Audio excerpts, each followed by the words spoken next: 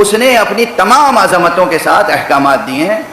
نماز پڑھو، روزہ رکھو، حج پہ جاؤ، زکوٰۃ دو، صدقہ ادا کرو، سچ بولو، جھوٹ سے پرہیز کرو، گناہوں سے پرہیز کرو. تمام احکام اس نے حاکم کی حیثیت سے دیے ہیں.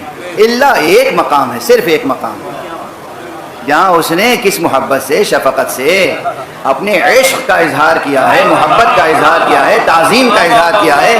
وہ جو سب سے معظم ہے، اس نے کسی کی تعظیم کا اظہار کیا ہے. اور اس نے کہا دیکھو میں اور میرے خاص ملائکہ اس نبی پر صلوات بھیجتے ہیں.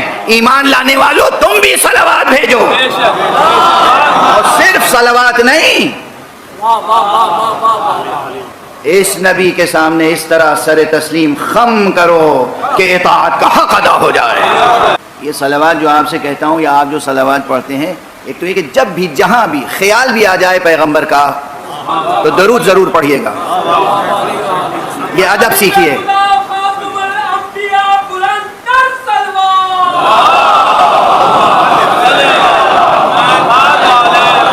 یہ ادب سیکھیے، یہ ادب سیکھیے، یہ نسبت، یہ رشتہ قائم کیجئے. آپ ڈرائیو کر رہے ہیں، آپ کہیں آفس میں بیٹھے ہیں، آپ کوئی کام کر رہے ہیں، کوئی کھیت میں مزدوری کرنے والا مزدوری کر رہا ہے، کوئی کہیں کچھ کام کر رہا ہے، کوئی یونیورسٹی میں پڑھا رہا ہے، کوئی ایوان حکومت میں بیٹھا ہے. اگر حضور کا خیال آ جائے تو زبان پہ صلوات آنی چاہیے.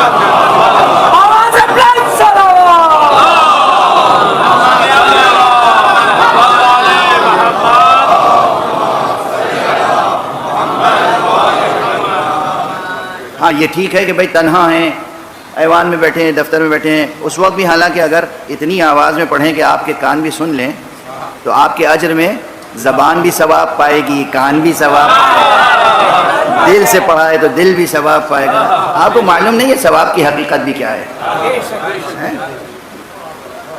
اور اب جب مجلس ہی منعقد ہوئی ہے ذکر کی تو یہاں کس لیے خاموشی سے صلوات پڑھی جائے؟ تاکہ آپ گراں گوش نہ ہو جائیں. مجھے بہت تکلیف ہوئی اس تبصرے سے. جن صاحب نے بھی پہنچایا خدا انہیں بھی معاف فرمائے. ایک حدیث عرض کر دوں اور پھر آگے بڑھوں. اور یہ حدیث وہ ہے جو ایسی صحیح السند ہے جسے نواسب نے بھی نقل کیا ہے اور تمام فرقوں نے نقل کیا ہے. اس میں کوئی مسلکی اختلاف نہیں ہے. سب صلوات کے ثواب میں تو بہت سی روایتیں ہیں، بہت سی حدیثیں ہیں، لیکن ایک حدیث جس میں نسبتاً شاید ایسے ہی ضعیف الاعتقاد لوگوں کے لیے سب سے کم ثواب بیان ہوا ہے. ظرف چاہیے ہوتا ہے نا. ہمیں بڑے بوڑھوں سے سنا ہے، بزرگوں سے سنا ہے کہ جو کم ظرف ہو اسے اگر کوئی بہت بڑی نعمت ملنی ہو، اچانک مل جائے تو ویسے ہی وہ ختم ہو جاتا ہے، ہلاک ہو جاتا ہے. ظرفیت نہیں ہوتی، سنبھال نہیں سکتا دولت. تو اس لیے بڑا بڑا ثواب جو ہے وہ تو اہل ظرف، اہل دل کے لیے بیان کیا جاتا ہے. لیکن ایک روایت جو صحیح السند ہے ہر اعتبار سے، حضور نے فرمایا جو مجھ پر ایک بار صلوات بھیجتا ہے اللہ اس پر 10 رحمتیں نازل کرتا ہے.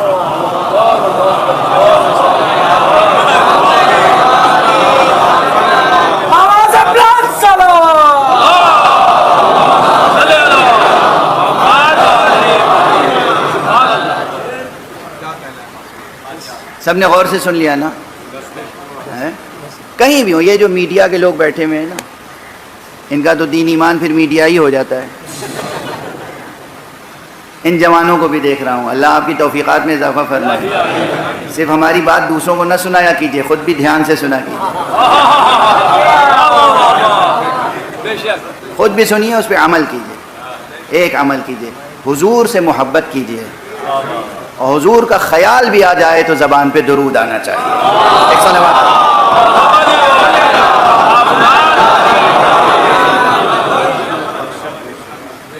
یہ تو درمیان میں بات آ گئی تھی، چونکہ بہرحال جتنی بار میں حضور کا تذکرہ کروں گا، آپ صلوات بھیج رہے تھے اور غیر منظم سی صلوات تھی، کسی نے دھیرے سے بھیجی ہو، کسی نے زور سے بھیجی ہو، کسی نے یہاں سے صلوات بھیجی، کسی نے تو میں نے چاہا کہ پھر اس موضوع پر ہی گفتگو کر لوں. بھلا جب بھی حضور کا تذکرہ آئے، چاہے سماعت سے گزرے اور چاہے نگاہ سے گزرے، کتاب آپ پڑھ رہے ہیں کوئی اور اس میں آ گیا پیغمبر نے فرمایا، اگر وہ کاتب بدذوق ہے اور اس نے لفظ پیغمبر کے آگے صلی اللہ علیہ وآلہ وسلم نہیں لکھا ہے تو آپ صرف عبارت نہ پڑھیے، پیغمبر جیسے ہی آئے آپ فوراً اپنے دل میں اور زبان پہ پڑھیے صلی اللہ علیہ وآلہ وسلم۔